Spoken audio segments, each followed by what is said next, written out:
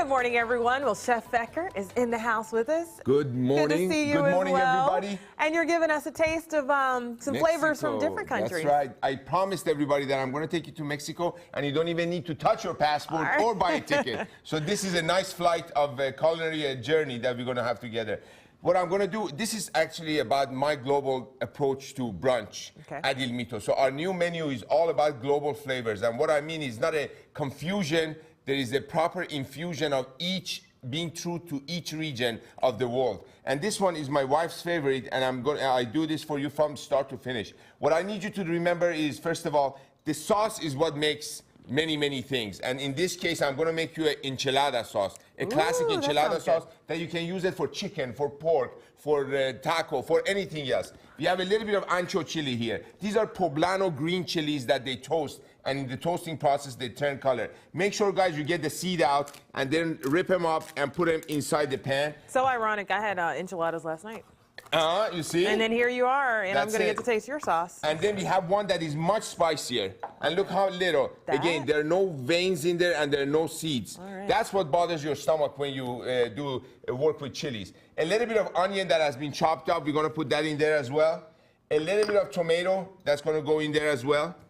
And notice nothing has no oil and there's no heat under that. The reason is because we're going to put this baby in the oven and roast them. In the roasting process, what happens is we pull out the water content and we intensify the flavors of the ingredients and the natural sugar content. Some garlic right here, and I have also as aromatic some Mexican oregano.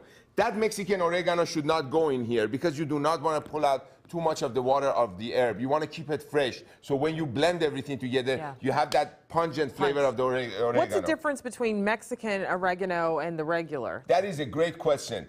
A Greek oregano comes from usually Greece, and the seed comes from that region of the world.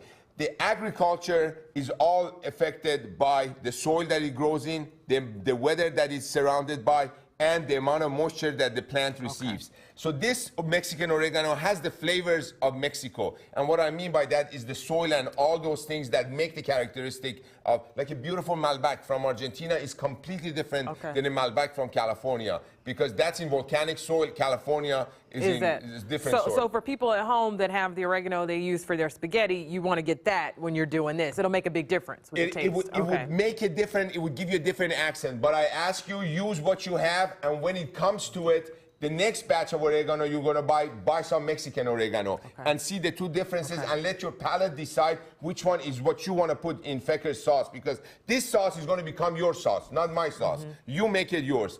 After this, we're going to use the help of a little bit of sea salt on here. We just drizzle a little bit of olive oil on this. And beautiful. Right, get it in there. And what we're going to do, that's perfect. What we're going to do, we're going to do a quick toss here. Why is that? Is because now all the surface of the entire batch of ingredients are coated with oil.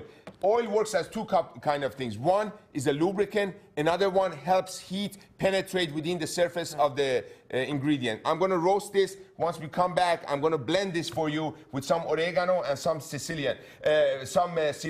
By the way, look at this beauty. This is called the black cherry tomato. This is from my friends, Mr. Wayne, I hope you're watching, from Alice's Garden on 21st and Garfield.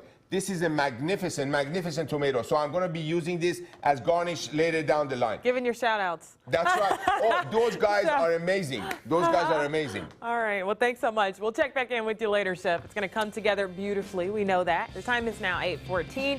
Stay with us. We'll have more news and weather. More Fecker flavor. Exactly. See ya.